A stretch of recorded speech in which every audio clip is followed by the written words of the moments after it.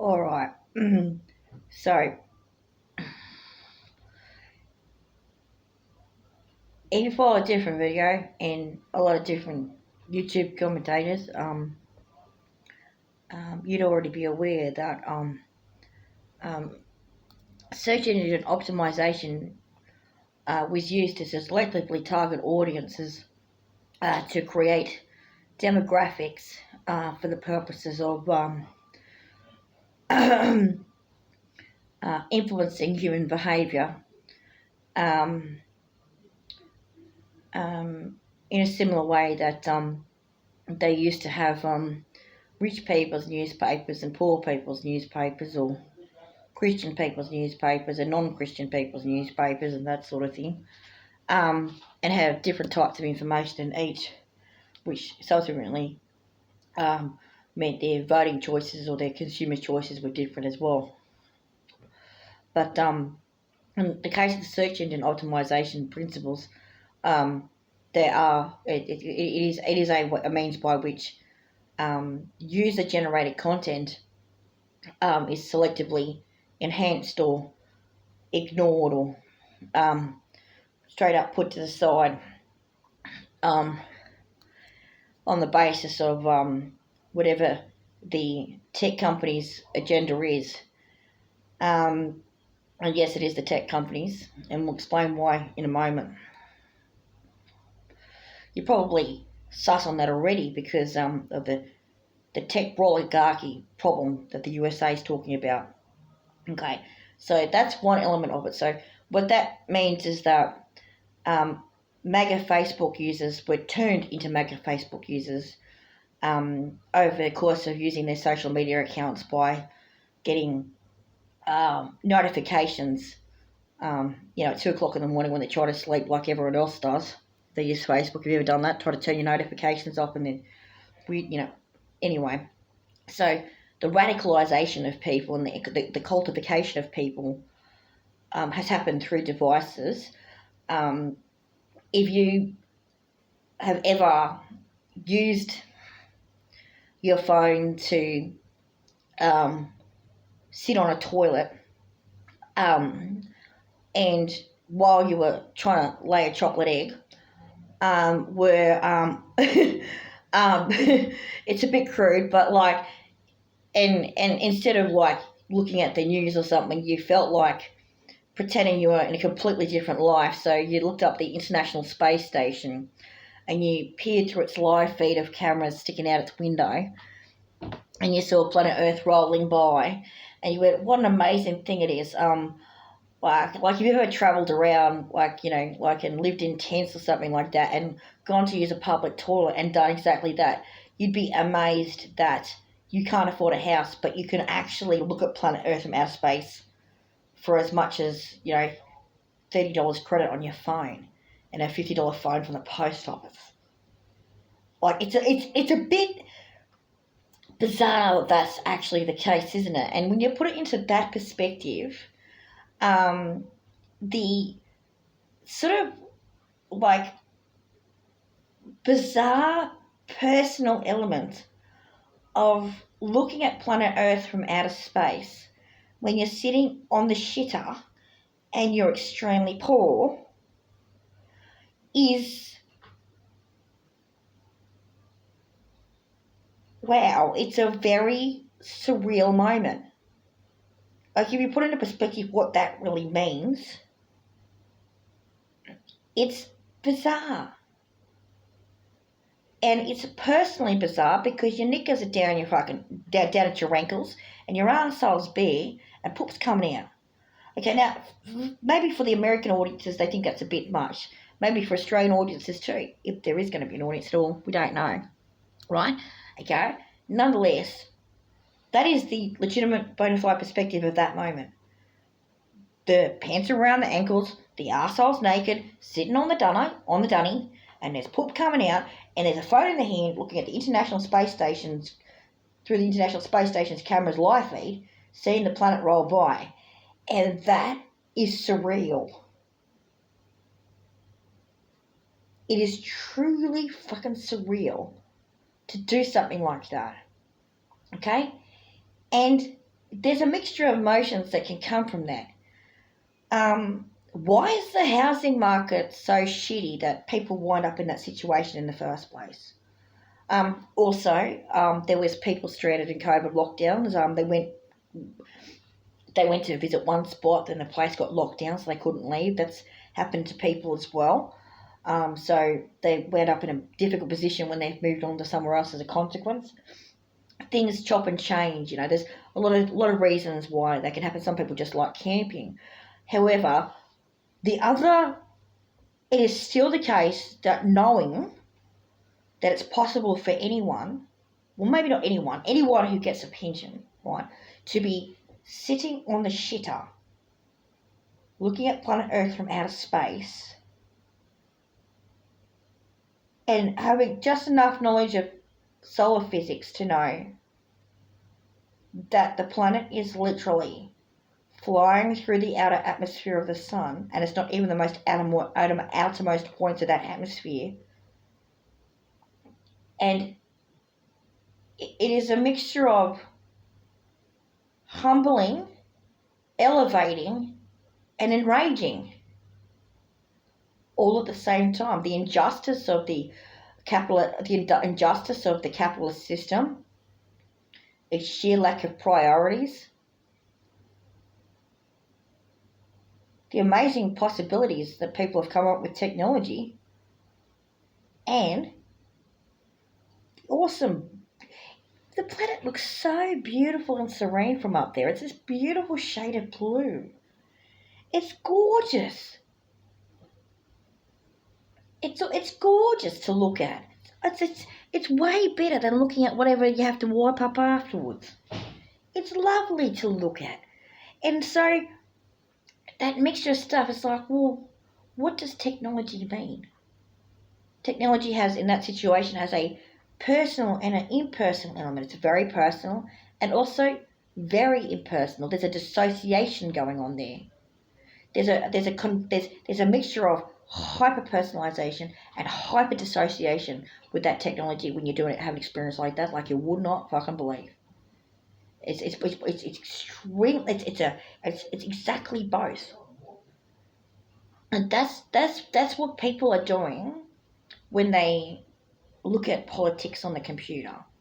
Okay, they are dissociated from those events because sometimes they're talking about stuff they're not personally affected by. So, some of the commentators in the USA are obviously affected by what Trump does, but those policies don't directly affect those people when they're commenting. So they're standing up for someone else. So when they're saying, the Supreme Court said that Trump can't send the migrants to Seacot in El Salvador, right, type of thing, those people saying that weren't the migrants that was going to go there anyway. They were people who was trying to stand up for other people, and they were taking it very personally that someone was hurt in such a manner. So at the same time as they're completely dissociated from that event because it's not their personal life, they've also personalised. So this personalisation of the impersonal and the impersonal of the personal. So to completely dissociate from going to the toilet and to be absorbed in seeing through the camera lens of the International Space Station is a very strange experience for anyone to have. As this mere idea, it is bizarre. It's a bizarre thing to do. It's almost like some kind of ritual. And so, since about 2006, when Facebook got invented, okay, you've got this situation of this dissociated personalization thing going on. And before that, dissociated impersonalization in the forms of internet relay chats and message boards when people were using the moniker anonymous because people's website building capabilities weren't that fucking great back then. They were still inventing them, and computers weren't as advanced back then. So they've gone right. This dissociation from the personal, and the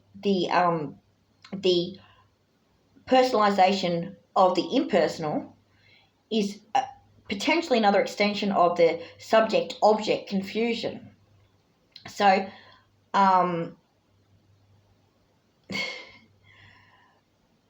it's a very complicated thing.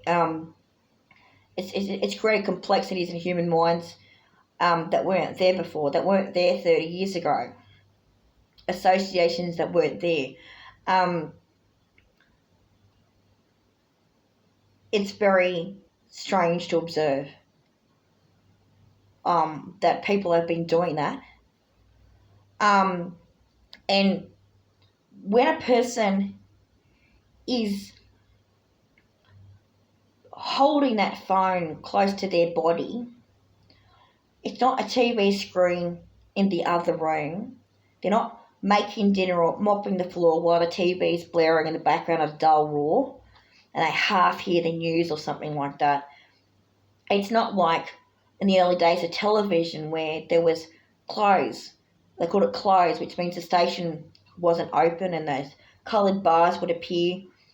So, the next program will be up at 6 a.m. or something like that, or whatever it was, There's 24-hour news channels and 24-hour cartoon channels and 24-hour movie channels, and you just go all the time, and 24-hour Facebook. I mean, you can potentially be woken up at 2 o'clock in the morning by a Twitter notification, which leads you down a 3-hour garden path of going through all the tunnels and ideas of all the comments and likes on your Facebook feed, and next thing you know, you got a YouTube video up, and and it goes on and on like that, or Instagrams or whatever they call it these days, TikToks and that, and it's created this phrase called living on the internet.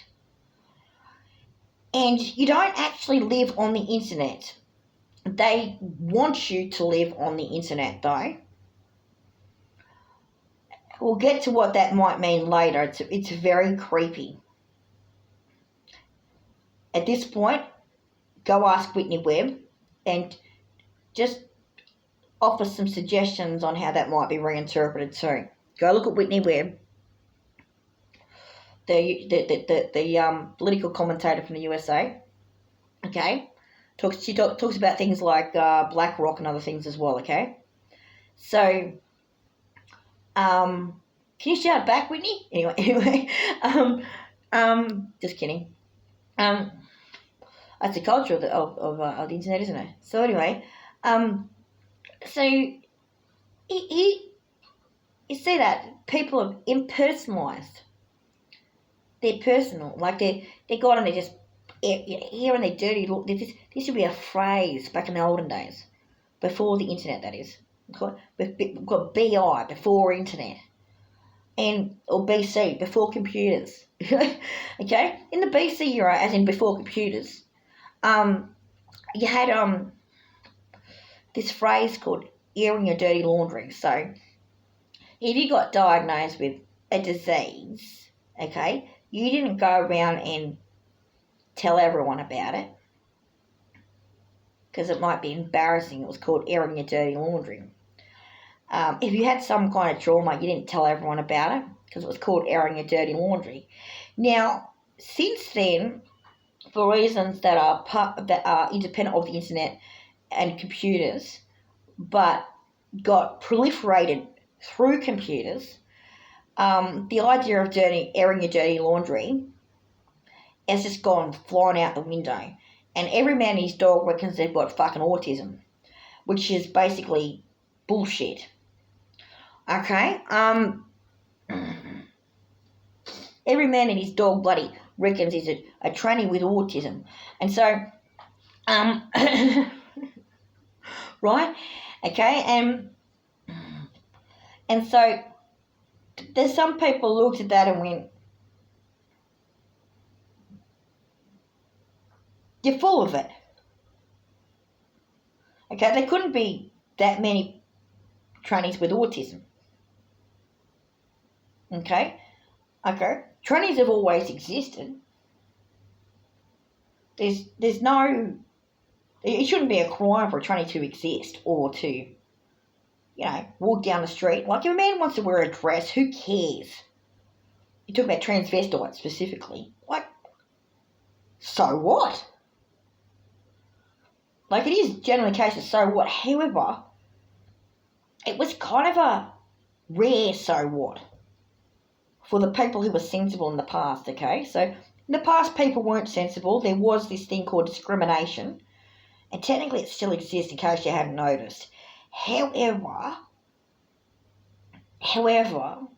amongst the people who said, so what, back in the days when they were, not everyone else agreed with that so what statement, even they would have said, trannies aren't that common.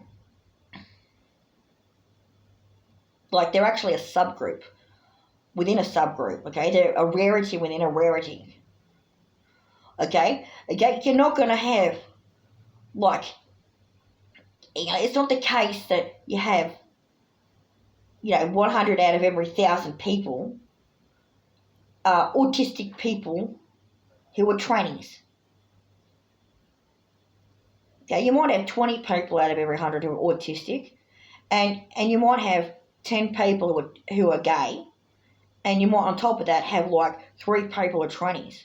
And sometimes those 3 people who are trannies are neither autistic or gay. Like, like the way that this stuff has messed with people's perceptions about what that stuff means is confusing, because people don't actually have training in things like statistics and logical fallacies and philosophy and things like that. They have training in, this is how your phone works, this is how you communicate with people on your computer, and whatever profession that they're involved in. And so these social media organisations have taken advantage of that knowledge gap, and they haven't promoted education and logical fallacies. They haven't promoted education on how to spot propaganda. They haven't promoted those things. They haven't used their mass data collection systems for the purposes of encouraging neutral position where all the different demographics get taught what logical fallacies are and how to spot propaganda, and then later make their own decisions. They haven't done that.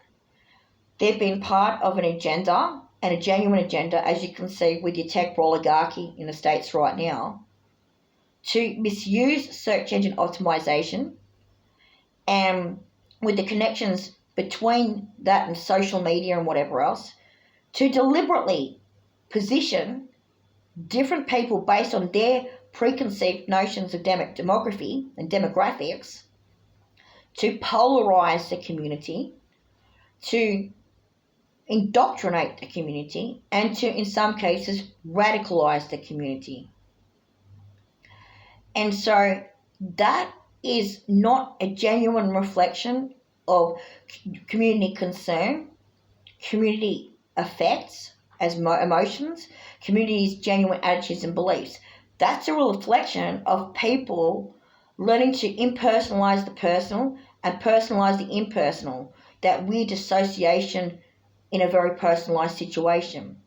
It's a very, very bizarre phenomenon to be part of, isn't it? It's a very bizarre experience for people. And so when they did that, okay, once you start seeing one of the advantages, though, is different community commentators are, of course, thinking people. And that's whether they're left-wing or right-wing. They are thinking people. If they're thinking straight, okay, or they're going down loop-de-loop crazy lane, they're still thinking, though. And that's the point that needs to be made. Everyone thinks. Whether they think clearly or not is debatable. And so it's not thinking clearly to ignore the weird when the weird applies. Okay? It's also not thinking clearly to assume the weird if it does not. Okay? If you want to talk about weird as a useful example of where you might go with that. Okay, so because that's camp you're going to get a lot of disagreement on. So if you can see that there's different ways of looking at things just by that statement, then it might help. So anyway, when they really started to show very clearly that that's what those people had done, the tech bros, the oligarchy, that they were in fact and had been the entire time part of a cartel of business individuals that were operating as part of an agenda, was of course when Donald Trump got elected. Okay? And elected is a loose term when you consider that at least one of those tech bros owns a bunch of satellites that he's been using to work with different telephone carriers or whatever, and they can, potentially be used to by hackers and whatever else within their own company or outside their company for other purposes.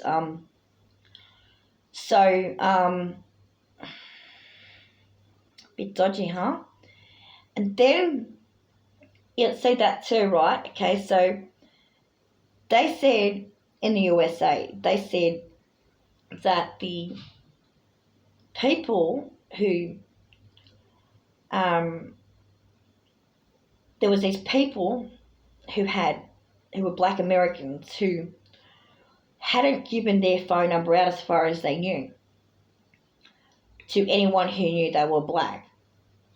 Yet they somehow, after Trump got so-called elected, received these SMSs saying they're going back to the plantation. And it made it abundantly clear at that point that the most likely source was not necessarily the KKK or hackers or even an acronym agency, but the social media companies themselves. If you have an Android phone, you might need a Gmail account to use your apps. Okay, so Google's infested itself on mobile phones and through the app stores. The apps are used to connect to the websites. They try to connect people's phone numbers up to the apps, the Gmail addresses and stuff like that. Which in turn means that your social media sign-ins could be your phone number or your Gmail address, even independently of that. And either way, it's traceable. So how did Twitter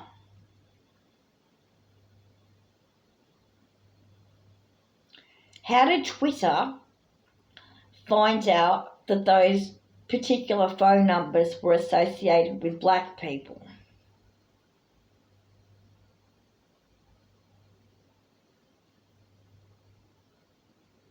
It's a good question. That means that those people's data privacy rights were ignored. It means that they were racially vilified and targeted. And worse still, that would qualify as a shock and awe fascistic tactic to scare the rest of the population into not feeling that their data rights or to privacy are respected. Now, in truth, because Facebook, since its early days, had an NSA association as a consequence of the Patriot Act, and Twitter later on likewise. So even though Patriot Act got repealed, all those technical processes for government surveillance were already in place.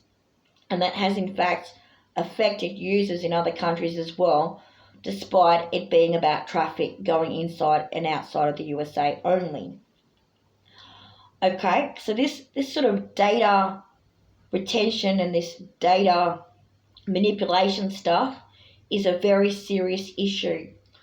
And people like the EFA and the EFF, the Pirate Party, groups like that have been half and half trying to warn and half not warning about it, maybe since the early days. And haven't really there wasn't really a concerted effort properly done by the community to respond to that, because they have this way of switching the things so that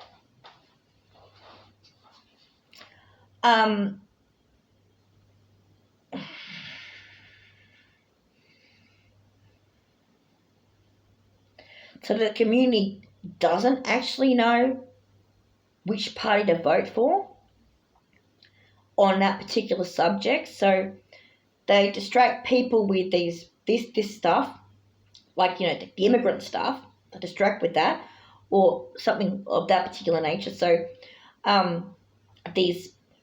while they're engaging these other ones in the background, so they're doing lots of what you would call human rights abuses simultaneously. And so they have the front image, okay, that gets people emotionally riled up and is usually a true story too, and a human rights abuse that does need to be addressed. And then people go, I'll talk about that. And then they can't see what happened in the background.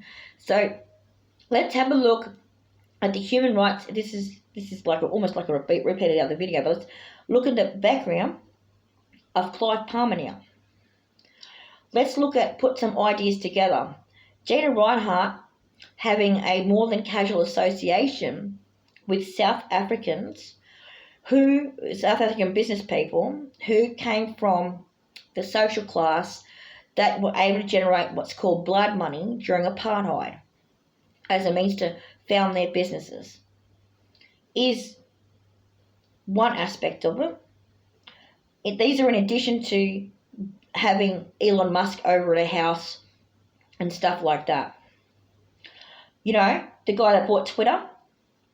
Now, where Clive Palmer comes into it, people think he's not Gina Rinehart. They don't usually associate Clive Palmer with Gina Rinehart. They might sometimes associate Clive Palmer with Pauline Hanson. And people go, well, you know what, Pauline Hanson is just a parochial ex-fish and chip shop owner, so whatever. Okay, just keep Clive Palmer out. She can have a one seat in the Senate, and just as long as she doesn't have any control, just don't worry about it. She's mild entertainment for a while, and not particularly funny. Anyway, and in fact, she's insulting to some people. And so, okay, Clive Palmer didn't get elected, yay, okay? So Australia's sort of through the roof. But for the Americans out there, this is something you need to understand. There were Australians that were getting SMSs from Clive Palmer's Trumpeter Patriot Party, and they were not getting SMSs from the ALP. They were not getting SMSs from the Liberal Party. They were not getting SMSs from the Greens. It was just Trumpeter Patriots, okay? And so to be able to send those people as text messages, because you actually don't get SMSs sent to you in Australia unless you're already a member of that party or signed up for something so that you would get notifications. There are ideas in place so that you don't just get randomly harassed. Occasionally, telemarketers might do it. Okay, so this was this telemarketing thing where basically they just get a list of phone numbers a mile long, and then they just cold call them until they get to a real person, and then they try and do a scam on them. Okay, and that's how that works. Okay, they don't have any stories out there to suggest that a random person in Togo or China was getting an SMS from Clive Palmer's party. When those telemarketers do that, their list of phone numbers will have area codes. They'll be just random throughout Australia, either doing Australia or just random generally, just right?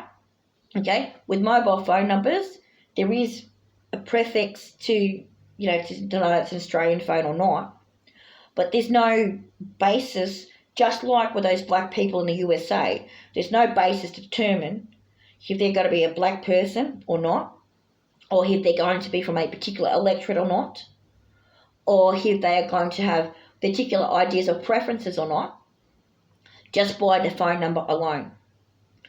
Other information is required, and that information can come from the AEC, so for voter registries. It could come from state government stuff maybe, but the most likely place it came from was, of course, social media.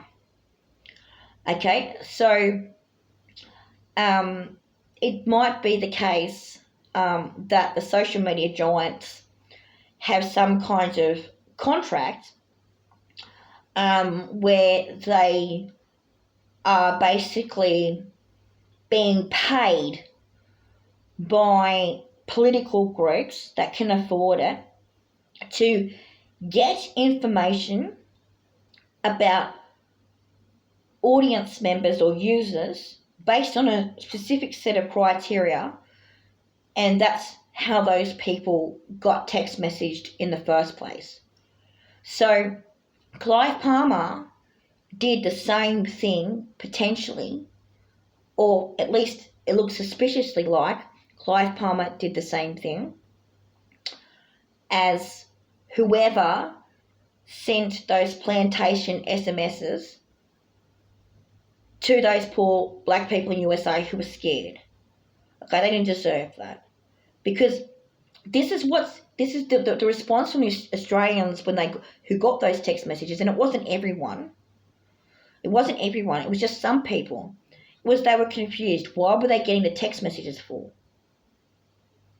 Did the social media giant or company give Clive Palmer's political party their phone number? Or did Telstra or Optus or whatever company it might have been give them their phone number? Are Starlink satellites operating with certain types of phone carriers that can hack people's phone numbers? Like, what's going on here? To get that information, it would have to come at a price. So Trump and the Patriots Party appears to have, based on the context of information, some kind of indirect, if not direct, association with a tech oligarchy, okay, or other group that is able to pose them, and has misused people's phone number data by buying it from someone else, just like KKK, whoever it was, did with those Americans. And that's troubling and concerning, okay, because in Australian politics, for the Americans out there that don't understand this, there are lots of mining companies in Australia, and for a lot of people that experience grief from the mining industry, or benefit, depending on who you're asking, usually it's grief. And there are some major players. The three main Australian billionaires who are involved in the mining industry are Twiggy Forrest, Gina Rinehart, and Clive Palmer. And Twiggy Forrest is a sort of almost neutral character politically. Economically, in mining, he might have a different role, but he's neutral politically, and his behaviour is on a case-by-case basis, and he doesn't appear to be someone who is involved in what you might call the fascistic alt-right.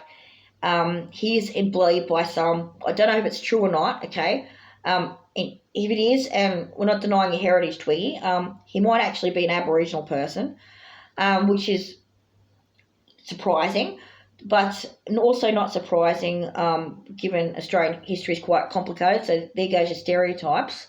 If he is, okay. If he's not, he's not. But the point is if he were, or if he's acting as though he were, there's a 99% chance he's not going to be a fucking Nazi. Okay, you can guarantee it.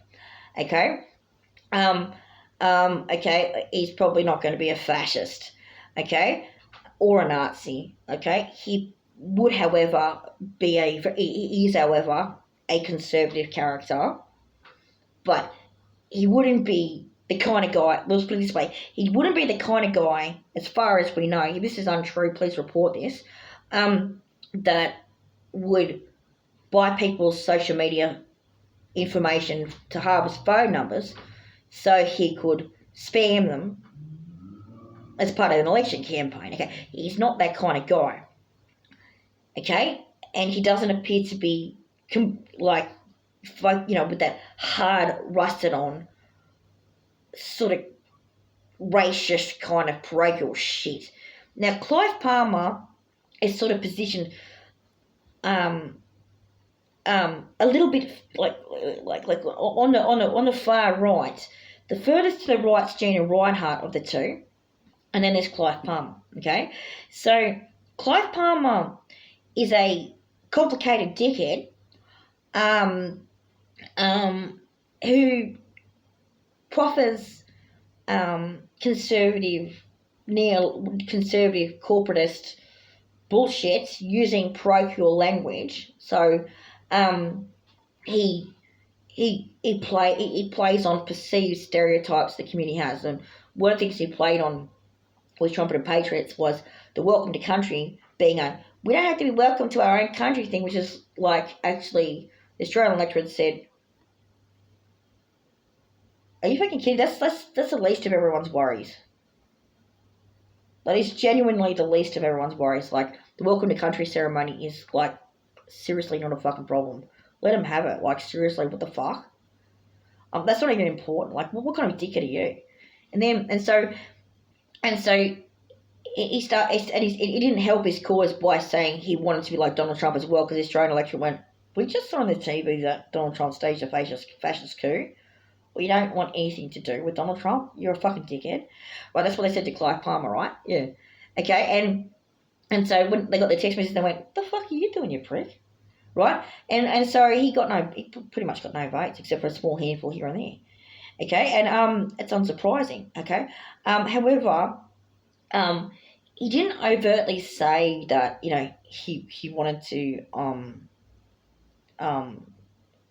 transport people who had permanent residency in Australia to Papua New Guinea. Oh wait, that was the Liberal Party. Anyway, and the ALP continued that for a while too. Anyway, never mind. What happened then was he just spouted random right wing dickhead nonsense that was generic, and so Gina Reinhardt is as a fit. So he sort of has followers and detractors as a consequence of his vagueness, and Gina Reinhardt is a character who is just, everyone just goes Nazi, like, just straight away, because she hasn't ever like done anything that suggests that she disagrees with her father, Lang Hancock. Okay, she became a billionaire because her dad was a billionaire. And Lang Hancock was an extremely racist man who threatened to sterilise, or wanted to sterilise, Aboriginal people by putting something in the water. Okay?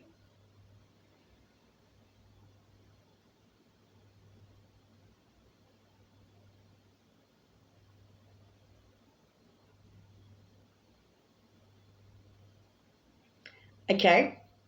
Thankfully it didn't happen. We hope.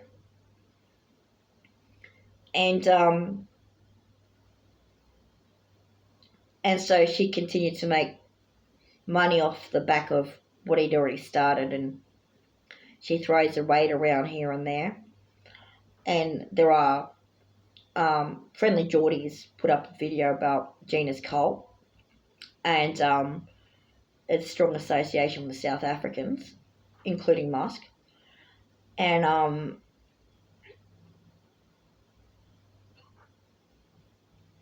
you gotta wonder um, if there's been some kind of collusion between Clive Palmer and Gina Reinhart. You know, there's not many degrees of association there to jump for them. They're from the same billionaire social class, the same industry. They'd go to the same chamber of commerce meetings, presumably, or similar ones. Even if they go as competitors, they'd still do it. Oh, Gina, do you happen to know Elon's phone number? Hey, this is Clive. You got Twitter now. Can we have all these phone numbers from these electrics? We need to send a message to people. Get this show on the road.